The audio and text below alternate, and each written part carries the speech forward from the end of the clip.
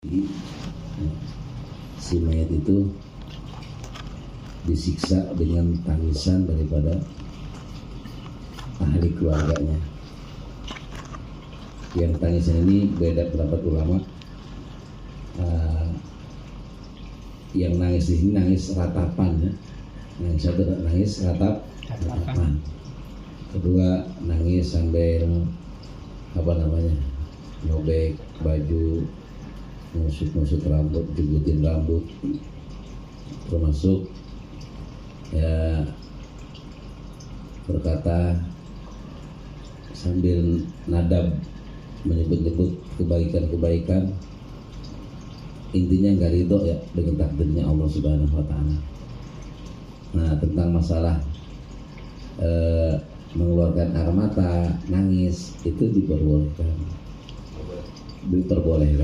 Nah, iya. Walaupun sampai air matanya.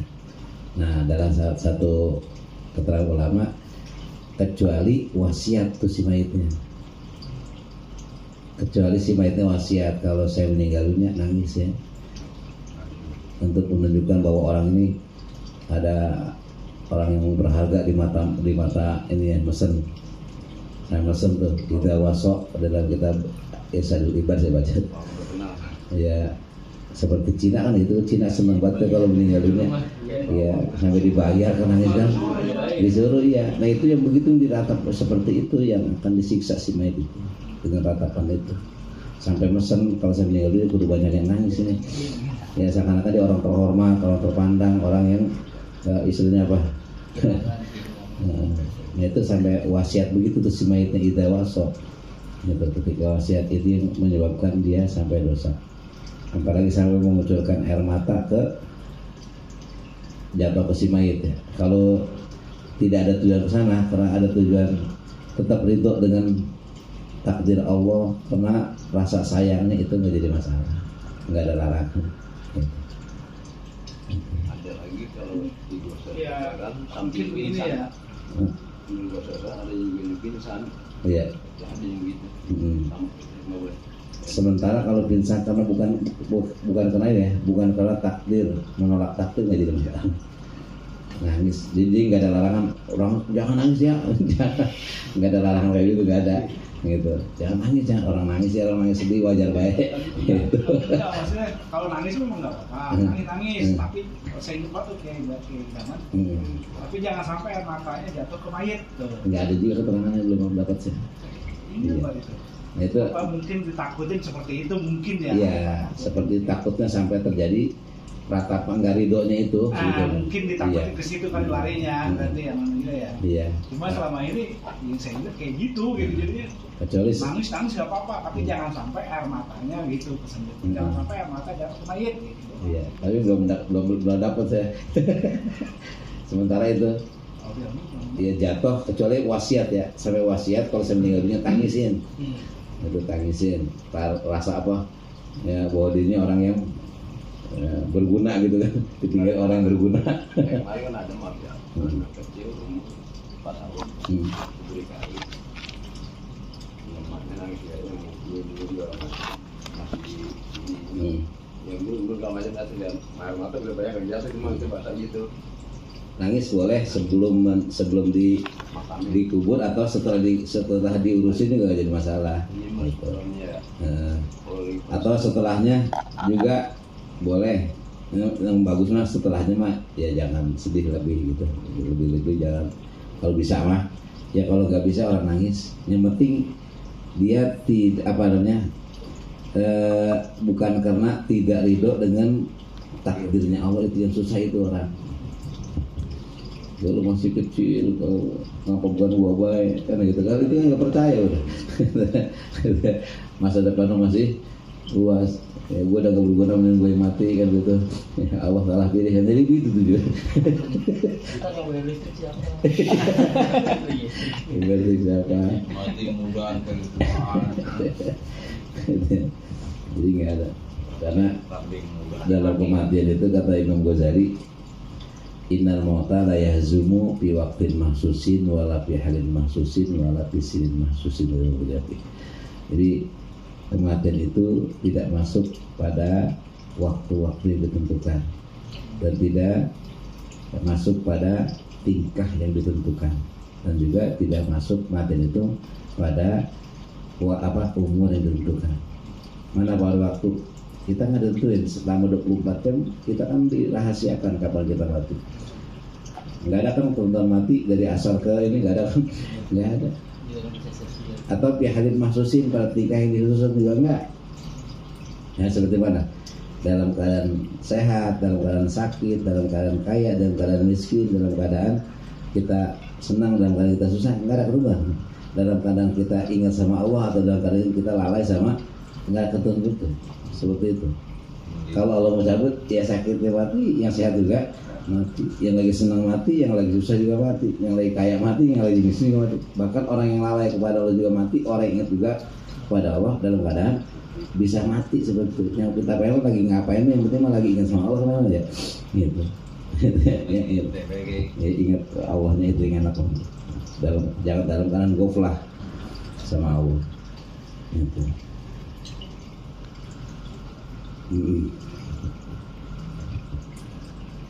Itu yang saya cari di kitab Irsyadul Ibad. Kecuali wasiat, kalau saya mati tangisin gitu. Kalau bisa biar sedih banget gitu ya. Biar mata pada ngocor semuanya gitu. Biar kelihatan lebih sedih lagi. Itu mah malah disiksa si mayit ya, gara-gara tangisan itu. Berarti kayak orang yang meninggal itu mutlak dipegang itu nggak batal ya? Enggak batal. Cuma tetap walaupun tidak batal, jangan sampai yang bukan muhrim ikut campur. Bukan muhrimnya, walaupun nggak batal ya, tetap boleh nyium jangan, megang jangan, tetap nggak boleh karena tetap aurat dijaga gitu. Jadi tetap orang yang bukan muhrim jangan sampai ya. Kita tetap dalam keadaan meninggal pun kudu ditutupin mandinya juga. Itu jangan sampai kayak gitu. Udah nggak batal ini dia mah. Gitu. Maaf, ada lagi tapi berkaitan masalah nangis nih mas. Orang tua paman dua-duanya nggak ada. Nah, ninggalin barisan, sebut langsung. Bener di orang tua sisa. Sama, karena waktu dunia ini dia nggak ngedidik anaknya. Kan hubungan pendidikan anak. Semacam ini kita harus sampai ini. Nanti kalau saya meninggal dunia jangan meratap ya, itu harus sampai, karena itu pendidikan orang tua buat anaknya. Ketika dia meratap karena nggak tahu, kita kebagian dosanya tuh. Kalau kita udah sampai bukan salah kita. Makanya disampaikan kepada anak-anak kita, kalau saya meninggal dunia hati-hati jangan sampai kamu meratap apa jangan. Jadi kita sampai tentang keimanan dia, akidah dia, takdir Allah kayak begitu. Itu tugas kita. Ini juga karena pendidikan buat anak keluarga kita seperti itu. Jadi kalau dia nangis kita pernah kita bilangin, berarti emang kita belum sampai kan. Kalau kita pesantren ini, kalau dia tahu hukumnya seperti itu. Kalau enggak, pendidikannya kayak gitu. Ini berhubungan dengan pendidikan juga sebetulnya. Pendidikan kepada keluarga, biar dia tahu. Bukan sedikit, banyak. Nah itu pendidikannya. Dapat didikan. Nah, makanya nanti ada khairul mirasin tuh. Gimana? Nanti ada khairul mirasin tuh. Wal maqalatul khamisatu, dan bermula maqalah yang kelima. Qala Aliun radhiyallahu anhu, telah berkata siapa Sayyidina Ali radhiyallahu anhu, dia lah meridai Allah anhu dari Sayyidina Ali ya. Kalau bahasa dari radhiyallahu anhu, masya Allah julukannya, maka jangan sembarangan menyebut radhiyallahu anhu. Ini khusus orang-orang sudah mendapat keridhaan dari Allah, bahasanya gitu kan, sahabat Rasulullah ya. Kalau dia makanya nyari ridho itu susah, apalagi ridho Allah, radhiyallahu anhu, ridho Allah anhu darinya ya. Kita kebanyakan almarhum ya. Almarhum terakhir banyakan wali juga kan, karomallahu rahimahullahu al-maghfur ya, sama yang diampuni. Doa juga deh. Doa juga, doa ini rodia doa, karomallahu aja doa. Cuma udah jadi apa? Jadi kekhususan Nah, tadi kalau mau wajah itu khusus buat Sayyidina Ali, sahabat juga nggak ada kayak gitu. Khusus buat Sayyidina Ali doang kan kalau mau wajah. Orang gitu ya. Iya, Kalau wali-wali kok gimana? Pakai radian itu. tergantung. Ini Kita ngikutin detail yang diberikan oleh ulama lagi lah. kalau pangkat itu kan termasuk pangkat ya. Iya, kalau dia Kira-kira rohina yang mewariskan siapa ya? apanya? Yang nama-namain begitu. Ya, Ulama. itu biasanya kedudukannya ulama lagi ya, seperti Arif Billah kan orang-orang yang tahu kan. Para wali-wali lagi, bukan kita yang namanya. Iya, pemuda itu. Iya. Ngikutin aja. Kalau di nama kita mah jadi titelnya jadi rendah tuh. Makanya itu jangan menyebut wali kalau bukan wali. Jangan menartikan orang itu wali kalau kita bukan wali. Karena yang disebut dia wali adalah wali lagi. Kenapa kalau kita nyebut wali? Rendah amat, cetek amat disebut wali main tuh. Iya, yang nyebut wali itu wali lagi. Kenapa? La ya'riful wali illa bil wali. Tidak ada yang mengetahui wali kecuali wali lagi. Jadi sederajat kalau dia wali bukan yang tahu wali. Kalau kita wali bukan menyebut dia wali, emang kita wali. Jadi derajatnya rendah. Iya. Derajat rendah. Yang nyebut wali siapa? Kita nyebut wali karena orang udah nyebut dia wali. Kita sembarangan nyebut wali karena kita bukan wali. Titel kita semana sih bisa nyebut orang wali? Karena kita bukan wali. Terlalu rendah kalau kita orang nyebut wali, kita sebut orang itu wali dari kita. Karena kita bukan wali. Justru yang nyebut wali itu wali lagi, jadi setingkat sama dia derajatnya, kedudukannya. Karena yang tahu wali itu wali lagi. Kadang-kadang wali juga nggak tahu bahwa dirinya wali. Itu yang luar biasa, yang mastur, yang tertutup. Kadang-kadang dia sendiri nggak tahu bahwa diri wali. Ada yang wali tahu bahwa dirinya wali, dan orang lain juga tahu diri wali. Ada wali yang orang lain tahu dia diri wali, tapi dia nggak tahu dirinya. Ada yang begitu. Nah, al ilmu kata Sayyidina Ali radhiyallahu anhu, karamallahu wajhahu. Al ilmu bermula ilmu itu khairu mirasin. Khairu itu apa tabdilnya? Asalnya mah ahyaru sama syaru sama tuh. Syaru asraru, asalnya asraru. Ahyaru asalnya mah dalam kitab Alfiyah. Ahyaru asalnya mah. Setelah ahyaru, nah dipindahin tuh harkat ya-nya kepada kho, karena akhyaru ya kan huruf elat ya, kho huruf soheh ya, itu jadi dipindahin harkat ya-nya kepada lapan kho, jadi akhairu. Setelah akhairu dibuang aja alifnya, udah nggak butuh alif kan, karena tadi dipakein alif juga apa, karena sukun, jadi akhyaru alasannya.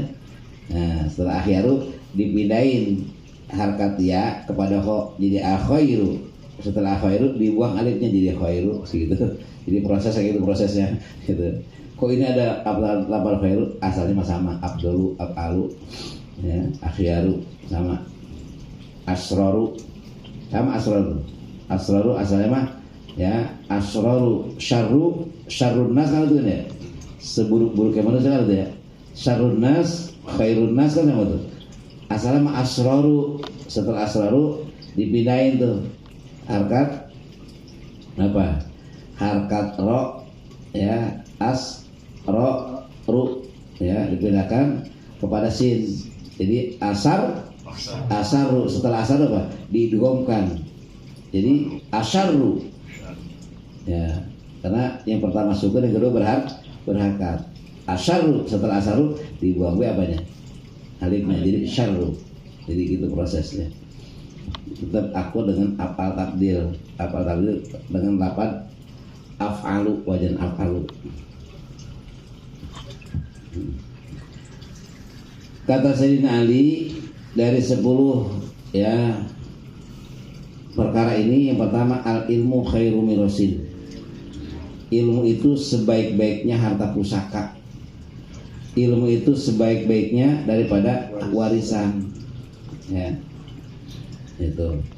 Sebetulnya warisan semuanya baik ya, diwarisin tanah bagus, diwarisin emas juga bagus, diwarisin duit juga bagus, ya. Warisan rumah juga, warisin mobil bagus banget.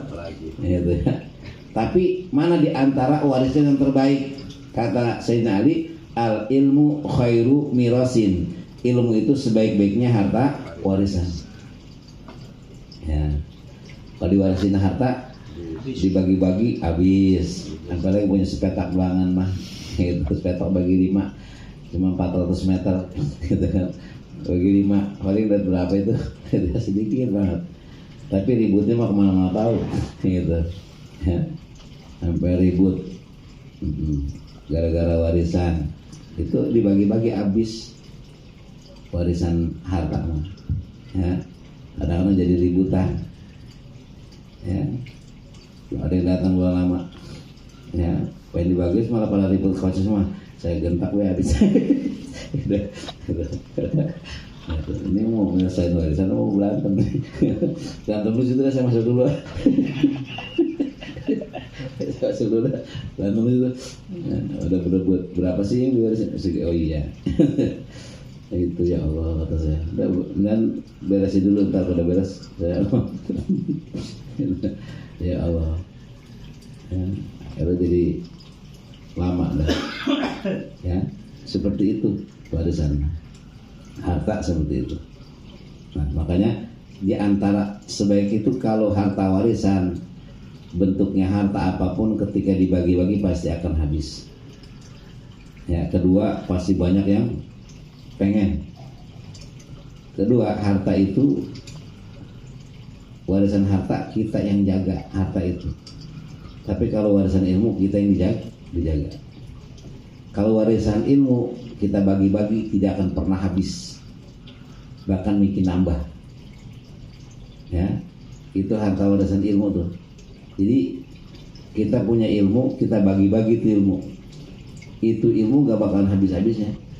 Padahal bisa Fatihah doang satu. Kita bagi 1000 orang kebagian satu Fatihah. Satu dibagi 1000 kebagian masing-masing satu. Itu hebatnya ilmu tuh. Ya. Dibagi 2000 orang, pada kita punya satu Fatihah doang, itu kebagian masing-masing orang itu yang 2000 bagian satu.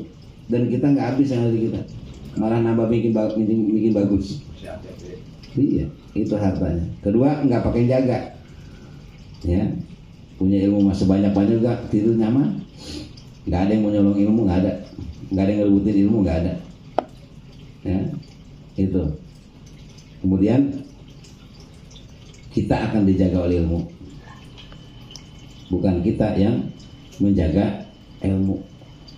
Kita yang dijaga oleh ilmu. Kalau warisan harta, justru kita akan menjaga harta warisan itu. Itu khairun mirasin. Makanya Nabi SAW tidak mewariskan apa-apa, bukan harta yang diwariskan oleh Nabi, ya. Tapi yang diwariskan oleh Nabi adalah ilmunya para ulama. Akrimul ulama, kata Nabi, muliakan oleh kamu akan ulama. Fa'inahum warasatul anbiya. Mereka ini adalah pewaris para nabi, ya. Paman akramahum faqad akramallahu wa rasulah. Barang siapa yang memuliakan para ulama, maka sungguh dia telah memuliakan kepada Allah dan Rasulnya. Kenapa? Karena ilmu diperintahkan oleh Allah Subhanahu wa Ta'ala, dan juga ini diperintahkan oleh Rasul, bahkan menjadi warisan pusaka, ya, daripada Nabi kita Nabi Muhammad SAW. Makanya kita nyari ilmu lagi, sebetulnya lagi apa? Mencari warisan Rasulullah. Iya, kalau kita udah resep mau belajar ngaji, ya, nyari ilmu, sepada hakikatnya kita sedang mencari daripada warisannya Rasulullah SAW. Maka Rasulullah senang dengan orang nyari warisannya. Gitu. Ya, bahkan kalau di kitab itu mah fa'inal malaikata, ya, la tadau ajnihataha. Gitu. Sebenarnya malaikat membentangkan sayapnya, ya, bagi orang-orang yang berangkat nyari ilmu. Membentang itu ada dua pengertian di dalam kitab itu. Penjelasannya, satu, dibentangkan untuk naungan orang yang belajar. Yang kedua, dijadikan permadani, itu sayapnya untuk orang-orang yang berjalan menuju nuntut ilmu. Itu jadi diinjek-injek, dipakai buat motor. Itu rela, itu siapa? Malaikat, ya, sampai segitunya. ya memuliakan orang nyari ilmu, rela ya sampai sayapnya dijadikan permadani untuk orang-orang yang menuntut ilmu. Jadi bakal kelihatan dari belak apa dari kampung taman kemarin, sayapnya terbentang itu ya, diinjak-injak dipakai motor. Masya Allah, itu senang aja tuh mereka. Jadi ada dua itu dibaca kitab, kalau nggak salah di kitab Bidayatul Hidayah, tengahnya kalau nggak salah itu jelas tentang membentangkan itu, bisa membentangkan jadi naungan bagi orang-orang yang berangkat untuk ilmu, juga jadi ada juga keterangan yang menjadi permadaninya ya, orang-orang yang berjalan untuk menuntut ilmu. Ini khairul mirasin, nggak ada lagi ya, yang terbaik warisan yang kita cari adalah ilmu, udah nggak ada lagi insyaallah ya, dan tidak akan pernah kita sengsara gara-gara ilmu, nggak ada, kan dijamin sama Allah Subhanahu wa taala. Lagi nuntutnya sudah dijamin dari Allah yang khusus tidak diberikan kepada yang lain ya. Jadi nuntut ilmu itu ada jaminan khusus, takafalallahu ya, dijamin oleh Allah Subhanahu wa taala bagi orang-orang yang sedang menuntut ilmu, ada jaminan khusus dari Allah. Bukan jaminan buat yang lain dari yang lain, ini mau jaminan buat orang belajar banget. Ada jaminan khusus. Kedua, wal adabu khairul khirfatin. Yang kedua, adab itu adalah khairul khirfatin, sebaik-baiknya maksabin. Maksab itu pekerjaan, profesi ya, sebaik-baiknya profesi adalah adab itu ya. Sebaik-baiknya pekerjaan, sebaik profesi, sebaik-baiknya apa, kerajinan ya, itu adalah adab ya. Karena kalau kita udah ya berusaha ya, atau pekerja adab itu luar biasa udah, nggak ada lagi kan. Yang terbaik adalah adab, di atas segala-galanya pun adab. Kalau orang punya adab, kemanapun insya Allah akan selamat ya, aman gitu ya. Orang lain juga menghormati kita, menghargai kita, itu adab itu ya kan. Kadang-kadang kalau punya kerjaan ini kan kadang dihormati juga ya. Pekerjaan apa nih? Pekerjaan, oh dia mah sebagai ini kan ada penghormatan tersendiri tuh gitu kan ya, gitu. Ini apa disebutnya kalau di kerjaan itu, pangkat itu apa? Profesinya kan memang itu ya, ada yang bagian ini, bagian ini, ada yang tingkat dan lain-lain kan. Itu semakin ini semakin besar penghargaannya kan gitu. Nah, kalau pegawai negeri apa tuh? Pegawai negeri itu ada bahasa eselon 1, eselon 2, eselon 3, ada salon banget. Kan lain tuh antara eselon 1 eselon 2 itu. Jadi penghargaannya, tapi sebaik-baiknya pekerjaan, yang terbaik profesi itu tidak ada yang kecuali adab. Udah adab di setiap kalangan pasti masuk ya, setiap kalangan pasti masuk adab di mana-mana aja itu. Kalau pekerjaan kan bagian pekerjaan itu doang, di luar mah orang kagak tahu, paling anak buah doang kan ya, pada guna. Tapi yang lain nggak bisa karena bukan anak buah dia. Tapi kalau adab, setiap kalangan masuk. Kalau adab di kalangan ulama masuk, kalangan pekerjaan, pokoknya udah ada pekerjaannya luar biasa, dimanapun diterima. Itu bedanya, makanya khairu khilfatin adab itu ya, gitu. Paling kalau pekerjaan mah, profesi itu anak buah doang kan, sama dia mah, sama atasannya kan tunduk gue udah tunduk lagi malah gitu. Tapi kalau ada dari tingkat awal sampai tingkat atas dipakai terus sampai kapanpun, di tiap kalangan ya, tiap profesi pasti ya dimuliakan terus. Ini adab luar biasa ya, itu beda gitu. Maksabin pekerjaan, kalau pekerjaannya adab luar biasa udah. Bahkan kadang-kadang ya profesi tinggi adab kagak ada, masih dilecehin orang ya, nggak punya adab nih, padahal atasan tetap aja anak buahnya tuh kagak ngeroin sama dia karena nggak ada adabnya.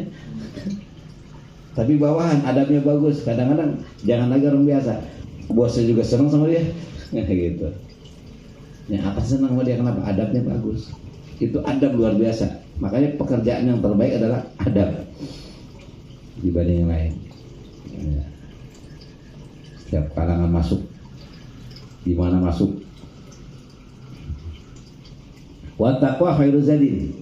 Dan takwa itu khairu zadin, sebaik-baiknya ada bekal. Apa sih takwa? Takwa dasarnya kalau wako yaki wikoyatan.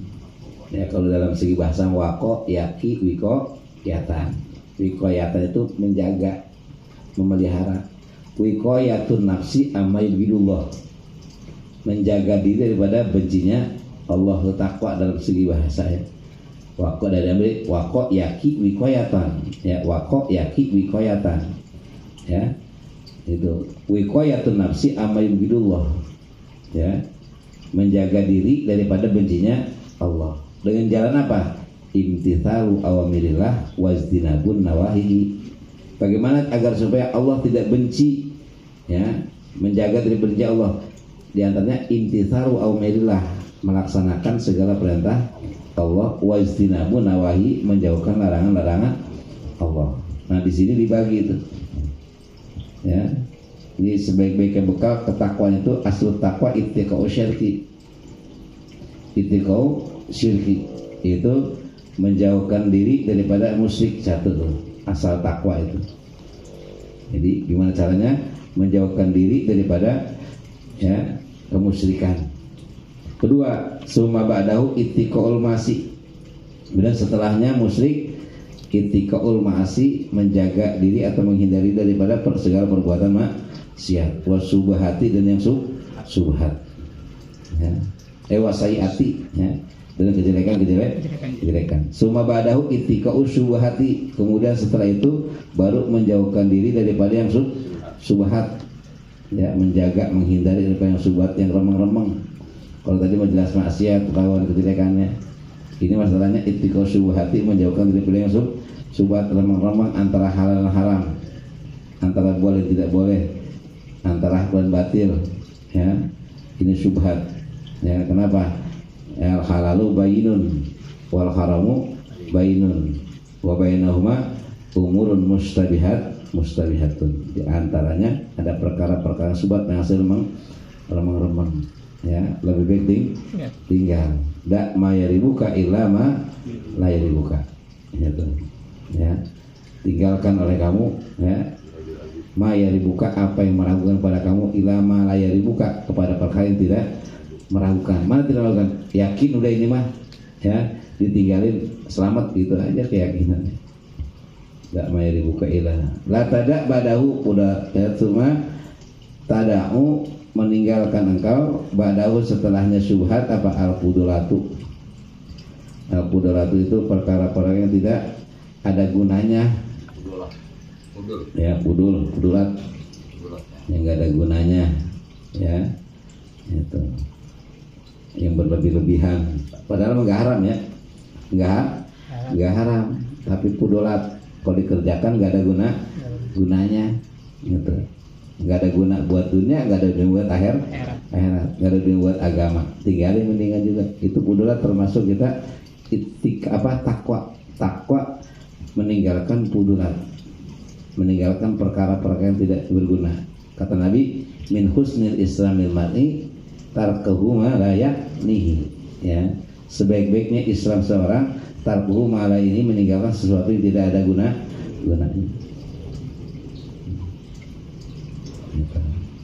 Kalau masih ada guna buat dunia mah kerjain, ada obrolan tapi ada hasilnya, kerjain itu mah. Bisnis namanya kan. Ngobrol sini. Tujuannya ada apa? Ada bisnis, ada silaturahmi, tapi ada bisnis, kerjain itu mah. Kenapa? Ada hasilnya dunia. Itu mah udah ngomong sono kemari dari pagi sampai sore. Dunia kagak kan. Yang diceritain pepesan kosong. Jangan yang ngabisin waktu doang. Pepesan. Ngomong miliaran, rokok ngutang. Rokok minta. Untung berebut. Kan bahaya itu. Ngomongin mah apaan we, dunia miliaran ini, kalau dapat ini kita akan bagi-bagi ini. Gitu. Rokok masih minta. Ya, untung berebut. Ya, kopi segelas berdua. Gitu. Jadi sisa kopi diseduh lagi. Kan bahaya banget itu. Jadi nggak ada untungnya. Kalau masih ada untungnya dunia, kerjain, masih ada untungnya. Karena kita juga perlu dunia gitu. Yang kopi pesan kosong itu omongan yang tidak ada gunanya. Pekerjaan tidak ada gunanya.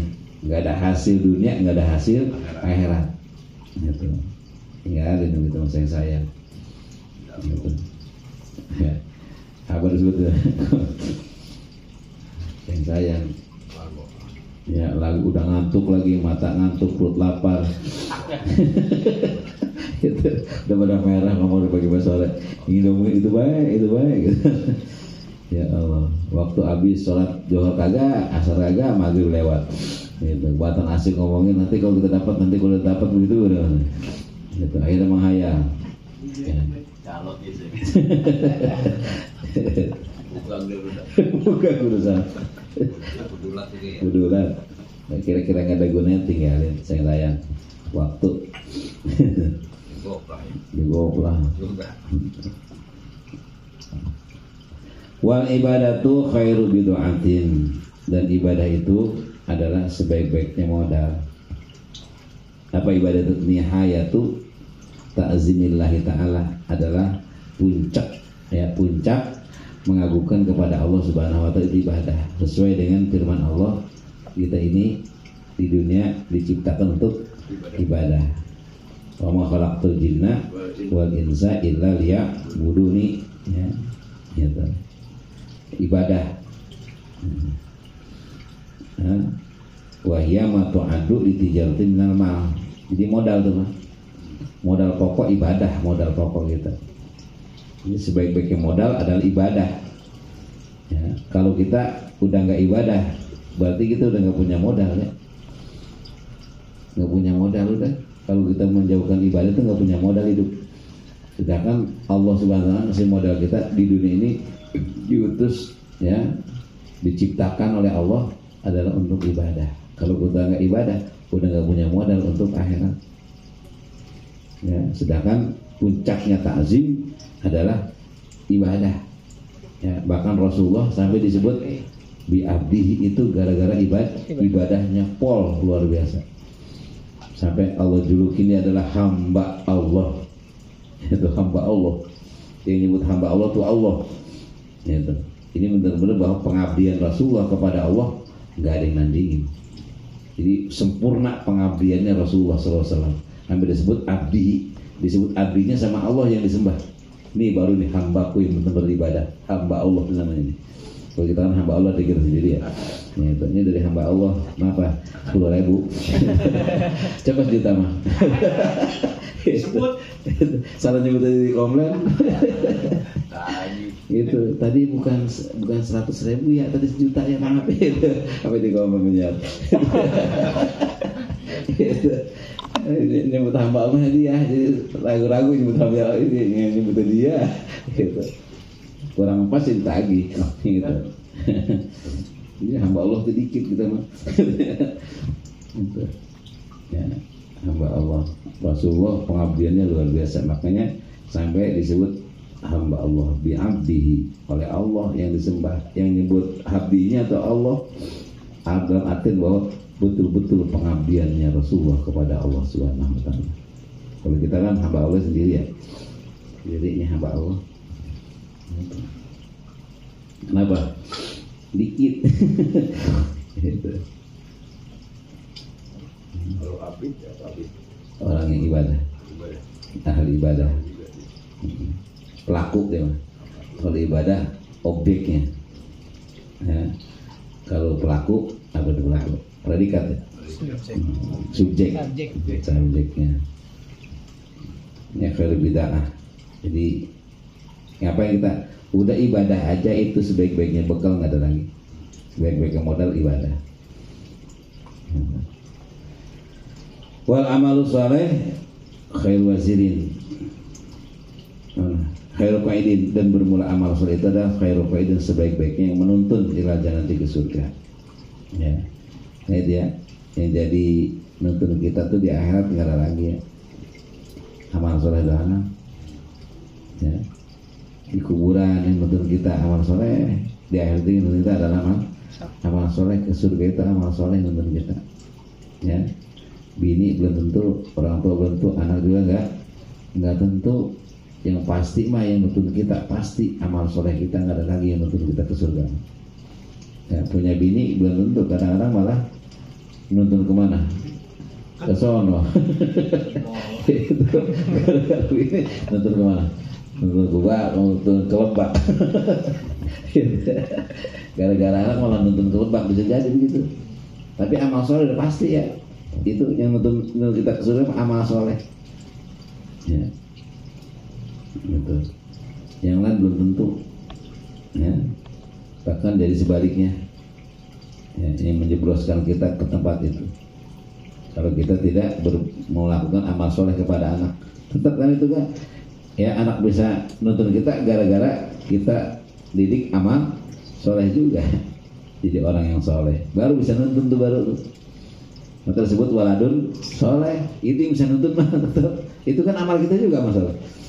Jadi anak soleh itu gara-gara kita, itu amal soleh kita itu yang bakal nuntun.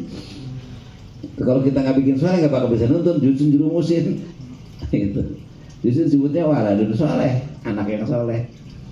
Itu baru bisa nuntun itu. Kalau enggak juga nggak bisa nuntun ke sana. Yang kelima kita soleh, anak kita nggak soleh, kita nggak bikin soleh. Gitu. Ya kalau udah kita bikin soleh nggak soleh, udah lain lagi hukumnya.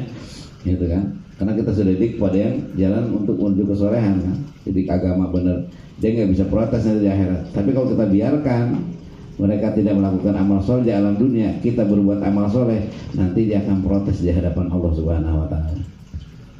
Itu saya nggak mau sendirian, Allah. Saya begini kan bukan kepengenan saya. Orang saya diam, orang tua saya diam baik. Gitu.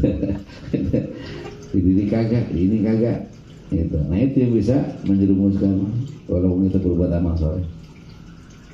Nah, makanya anak bagian daripada amal soleh. Ya, bisa nuntun ke surga nanti. Wa husnul khuluq khairul qarin, akhlak yang bagus sebaik-baiknya teman. Ya, qarin li sahibihi di dunia wal akhirah, untuk menemani dia di dunia dan juga di akhirat. Enggak lagi husnul khuluq, bagusnya akhlak.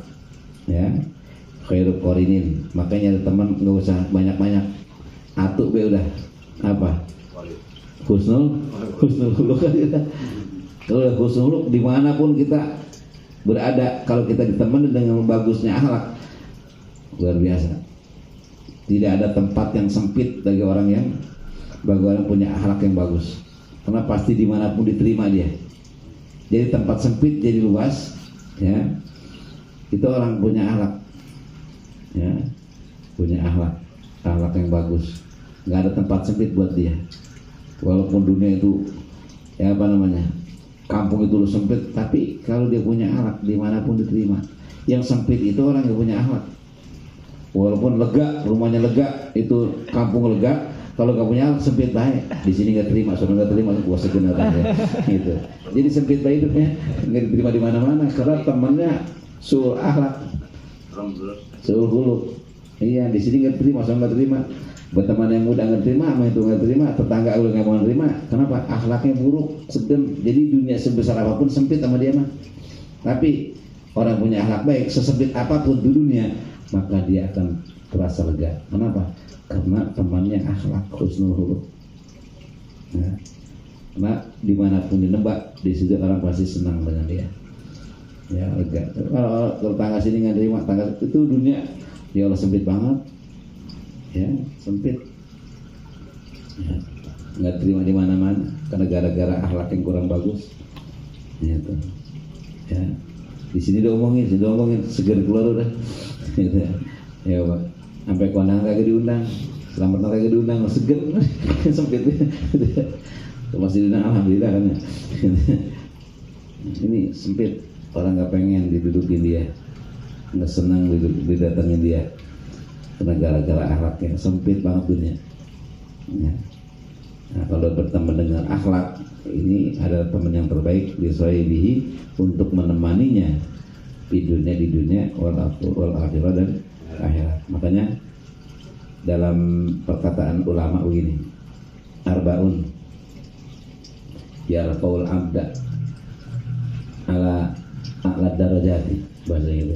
Jadi ada 4 perkara ya yang dapat mengangkat seorang hamba ala darajati pada derajat tinggi, wa in qala ilmuhu wa amaluhu, walaupun ilmunya dikit amalnya dikit gitu. Yang pertama adalah ya apa, at-tawaddu, tawaddu. Yang kedua as-sakhi, dermawan. Yang ketiga ya husnul khuluq, bagus akhlak. Satu lagi itu al-hilmu, hilim lapang dada, sabar. Ya, itu kalau punya 4, walaupun ilmunya dikit, amal dikit, itu akan diangkat derajatnya oleh Allah Subhanahu wa Ta'ala, derajat dunia, derajat akhirat. Walaupun ilmunya dikit, amal dikit. Kalau udah punya 4, al-hilmu, wa tawadu'u, wa sakhiyu, kemudian wa husnul khuluq.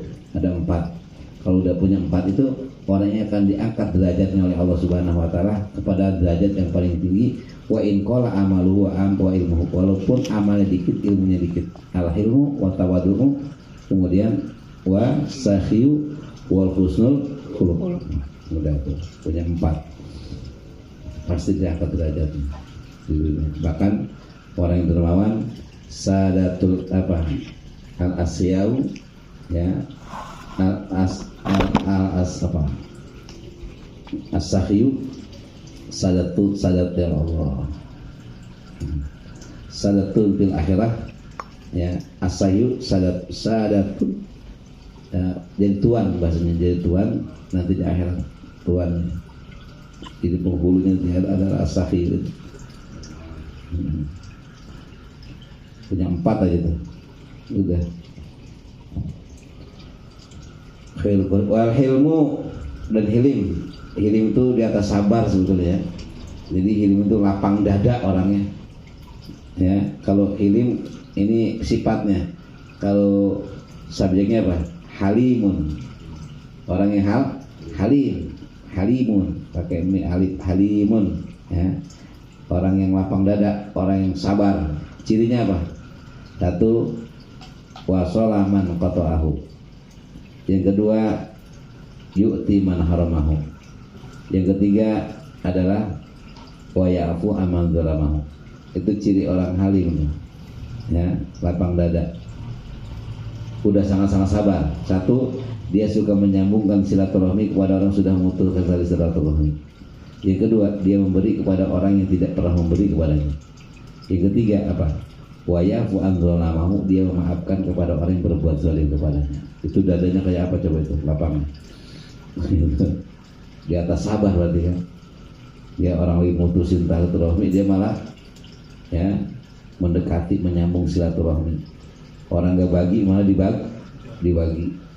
Orang yang zolimin, yang aniaya malah ya dimaafin sama dia. Makanya lapang dada. Maka segala sesuatu ini kalau dijalanin oleh orang yang hilim pasti akan sukses. Kenapa? Lapang dada, sabar dalam melakukan segala sesuatu. At-ta'ani fil umuri wa husnul hayat. Jadi at-ta'ani itu perlahan-lahan di dalam melakukan segala urusan. Wa husnul hayati, dan bagusnya daripada tingkah. Ta'an pelan-pelan, selalu libat syur, selalu tapi pasti gitu. Ya, selalu pasti. Ya. Itu selalu libat syur, selalu tapi pasti. Jadi enggak gurung-gusuk dalam mengerjakan sesuatu itu. Ya, berjalan dengan cara perlahan, karena lapang dadanya dengan kesabaran luar biasa. Ya, itu hilim. Ya, cirinya tadi 3 tuh. Ciri orang hilim: menyambungkan silaturahmi kepada orang yang memutuskannya. Yang kedua, dia memberi kepada orang yang tidak memberi kepadanya. Ya, yu'ti man haramahu. Yang ketiga apa? Yang ketiga, wa ya'fu amman dzalamahu, dia suka memaafkan orang yang berbuat zalim kepadanya. Susah itu 3-3-nya itu. Susah. Kita makan orang udah jauh, kita makin jauh lagi gitu. Gua ngapain deketin dia, gue jauh gua. Gitu kan, kembali kita mah. Ngapain gua bagi dia juga pelit sama gua kan gitu. Gitu. Iya, kata-kata begitu kan. Gitu. Kemudian apa? Wa aku aman tuh lah mau. Itu lagi itu tuh. Wah, kagak maafin. Kakak maafin. Nah, kapan juga. Dia juga galak sama gue. Itu terbalik. Jadi dibalik ini mah. Khairul wazirin, makanya sebaik-baiknya pembantu. Mu'inun bitadbiril umur. Jadi hilim itu, sabar itu, lapang dada itu adalah sebaik-baiknya pembantu, penolong yang bisa membantu dalam segala urusan. Makanya kalau segala urusan udah dipegang sama orang hilim ini, lapang dada, pasti sukses. Nah, dibantu dengan sifatnya itu. Gitu. Kenapa kita nggak pernah jadi-jadi? Ya karena kagak sabarnya itu kan. Kita mah ada kendala sedikit udah tinggal ini. Kita kurang sabar, ngambek. Tapi kalau berjalan dengan hilim pasti akan sampai pada tujuannya dan beres lagi kerjaannya, nggak buru-buru.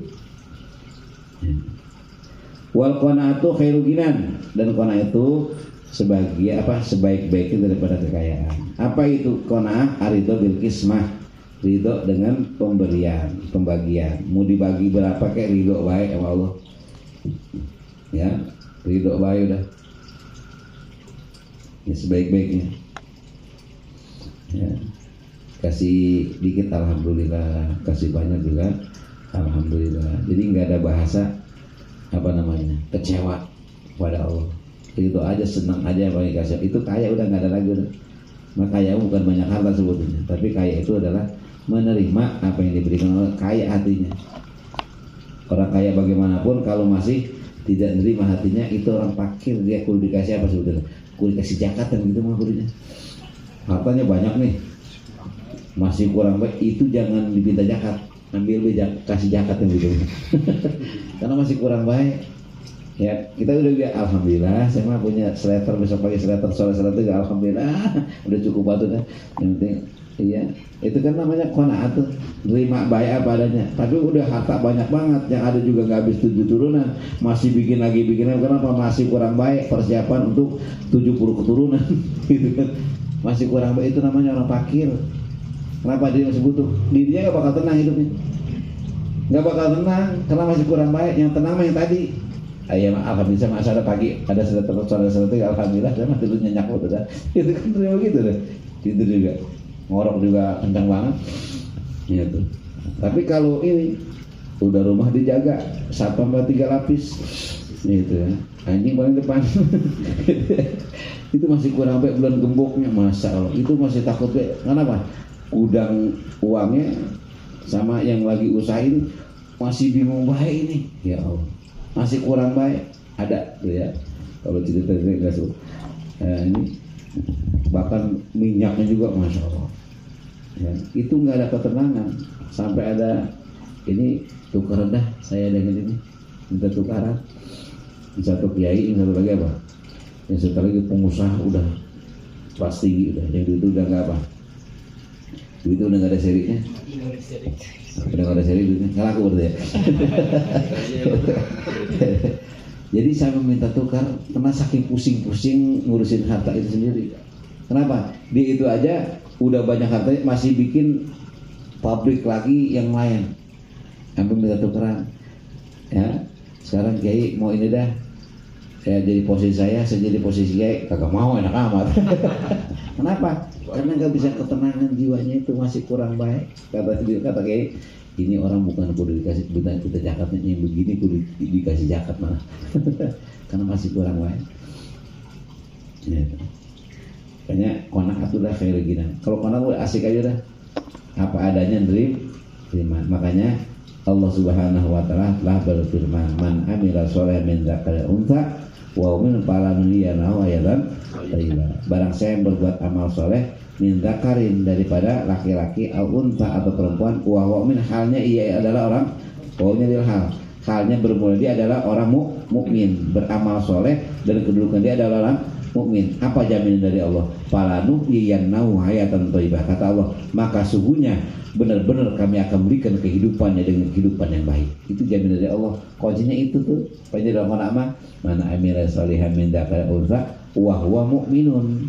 Jaminannya dari Allah, falanuhyiyannahu hayatan thayyibah, maka pasti kami akan memberikan kehidupan yang benar-benar dengan kehidupan yang terbaik, hayatan thayyibah. Itu jaminannya dari Allah itu langsung. Maksudnya apa? Man amila sholihan min dzakarin wa untha wa huwa mu'minun. Itu jaminan luar biasa. Tauhidnya merepet. Falanuhyiyanna itu hayatan thayyibah, maka pasti benar-benar kami akan memberikan kehidupan kepadanya, hayatan thayyibah, dengan kehidupan yang baik. Jaminan dari Allah. Cuma apa? Meyakini keyakinan apanya? Jaminan Allah itu kadang-kadang manusia yang agak pasti. Kalau kita ragu-ragu nggak dikasih, karena jaminan Allah itu pasti. Man amila sholihan. Yang terakhir, wal qanatu khairu aunin, dan taufik itu wa taufik menurut taufik ya, khairu aunin adalah sebaik-baiknya bantuan pertolongan ya, itu anak apa tuh aunan ya, aunin pertolongan bantuan. Taufik itu sebetulnya makna taufik itu khalqu qudrati ta'at ya. Khalqu qudrati ta'at, menjadikan kekuatan untuk taat, itu namanya taufik. Makanya taufik pertolongan di taati wa fi ta'at, untuk taat dan di dalam taat. Kalau baru hidayah, belum, orang dikasih hidayah, tahu salat wajib tapi belum ngerjain, belum dapat taufik. Jadi taufik mah adalah diberi kekuatan untuk salatnya. Dia tahu bahwa ngaji itu wajib. Ya, tahu dia dapat hidayah, petunjuk bahwa ngaji itu wajib. Nah, kalau udah nongkrong di tempat pengajian, itu dapat kekuatan dari Allah Subhanahu wa taala untuk melakukan daripada ngaji itu. Jadi kalau taufik mah prakteknya ya, diberi kekuatan untuk praktek, itu namanya taufik. Khalqu qudrati ta'at, menjadikan kekuatan untuk taat, itu namanya taufik. Itu pertolongan untuk taat itu. Karena pada kata kita bisa begini, ini pertolongan Allah ya. Kalau tanpa pertolongan nggak bakal bisa di sini, nggak bakal. Makanya kita syukur pada Allah, kita bisa begini nih karena ini taufik dari Allah. Kalau namanya tahu ngaji wajib dari dulu orang pada tahu kan ya. Sekampung ini tanya ngaji wajib apa enggak? Wajib, gitu kan? Wajib pasti. Sholat wajib nggak? Wajib. Kenapa nggak sholat? Ini yang susah itu khalqu qudrati taatnya, menjadikan kekuatan di dalam taat, itu namanya taufik. Bisa sembahyang itu alhamdulillah ya, untuk taat dan di dalam taat. Nah itu namanya taufik. Makanya minta taufik hidayah. Apanya? Iya, pelaksana gitu, prakteknya. Praktek taufik, kenapa pertolongan dari Allah untuk bisa melakukan sampai kita bisa ibadahnya, itu pertolongan Allah pada hakikatnya. Kita nggak bisa. Makanya ketika ibadah, nyambung dengan ibadah, ente bisa ibadah juga pertolongan Allah. Jadi kita nggak ada apa-apa sebetulnya. La haula wala quwata illa billahil aliyil azim. Gitu. Ya. Ya, makanya ada bahasa iza binafsi fi taat, nggak boleh. Ya, membanggakan diri dalam taat, dalam ibadah itu nggak boleh. Karena pada hakikatnya kita bisa ibadah adalah taufik dari Allah, pertolongan Allah. Lit taat wa fit taat, di dalam taat dan untuk taat di dalam taat kepada Allah. Ya. Kalau ditanya mas semoga tahu wajib ini wajib, puasa wajib juga wajib, ngerokok siangnya, gitu ya. Ngelepus mengemih pagi-pagi, orang-orang lagi puasa dia mau nyeduk mie. Itu sebetulnya nggak ada kekuatan, nggak ada diberi kekuatan oleh Allah. Sebetulnya kalau diberi kekuatan Allah, baca kecil aja mampu, ya. Karena tidak diberi kekuatan untuk taat, itu yang susahnya. Ya ternyata yang beri kekuatan untuk taat juga Allah. Makanya disuruh niat kita, bagaimana tekad niat kita ketika kita ibadah. Nah di situ akan diberi kekuatan, karena kita merasa yang memberikan semata-mata adalah Allah. Ya, nah ini, ya. Kemudian wal mautu khairu mu'addibin, dan kematian adalah sebagai guru pendidik, muallimin li mahasinil akhlak, yang mengajarkan untuk kebagusan akhlak adalah kemati. Kalau orang udah ingat mati, udah luar biasa. Akhlaknya jadi sopan banget. Karena besok takut mati. Karena itu mati itu adalah sebaik-baiknya pendidik sebaik-baiknya guru. Ya, makanya kalau orang udah ingat mati, banyak ingat mati, ya, ini pasti akhlaknya berubah, bikin lebih baik lagi, ya, bikin lebih baik lagi. Ya. Pasti bagus akhlaknya. Kalau orang jadi sopan, tadinya megarang banget kan, megarang banget, mantap peleng sama orang, takut mati, enggak? Ya, itu coba ada jalin. Kalau belum masih juga belum takut mati berarti dia. Gitu. Kalau takut mati, wah luar biasa udah. Ngomong juga kalem, sopan santun, sama orang juga ya apa namanya baik. Itu seperti itu kalau orang sudah ingat mati. Makanya suruh banyak ingat mati biar supaya akhlak kita lebih bagus lagi. Kalau udah ingat mati, udah semuanya hidup. Ya, apa kata dia? Gitu. Kenapa? Enggak ingat mati. Ya, makanya wal mautu khairul mu'addibin. Kematian adalah sebaik-baiknya guru pendidik. Muallimin limahasinil akhlak, yang mendidik limahasinil akhlak terhadap kebaikan-kebaikan akhlak seseorang itu sendiri. Ya, amadunya juga udah kurang apa? Kalau takut mati, ya, takut mati. Ini ya Pak, mudah-mudahan ada manfaatnya buat saya dan juga buat para jamaah sekalian. Ya, kita bisa sedikit-sedikit untuk bisa menggunakan kata-kata Sayyidina Ali ini luar biasa ini. Sayyidina Ali ngomong begini udah ngerjain ya. Nggak mungkin dia ngomong begini sebelum dia survei duluan. Jadi hasil survei ini, hasil pekerjaannya baru diungkapkan dengan kata-kata. Kita membaca perkataan Sayyidina Ali sama. Mudah-mudahan bisa ada yang nemplok dari ini. Bukan saya berarti udah begini. Kita mari baca bareng-bareng ini malah. Gitu. Posisinya baik baca. Gitu. Ya. Sama, makanya ini kalau Sayyidina Ali seperti ini diungkapkan, emang perkataan dia dan pekerjaan dia Sayyidina Ali. Itu kita mah baru baca, mudah-mudahan bisa meraktekin dikit-dikit. Gitu. Ya, antara saya dengan jamaah sama aja, karena bagian baca baik. Gitu. Bagian baca sama-sama kita baca. Ya. Dan ada manfaatnya bagi kita semua. Dan Allah wa yakum ajmain. Wabillahi taufiq wal hidayah. Assalamualaikum warahmatullahi wabarakatuh. Waalaikumsalam warahmatullahi wabarakatuh. Bismillahirrahmanirrahim. Amin.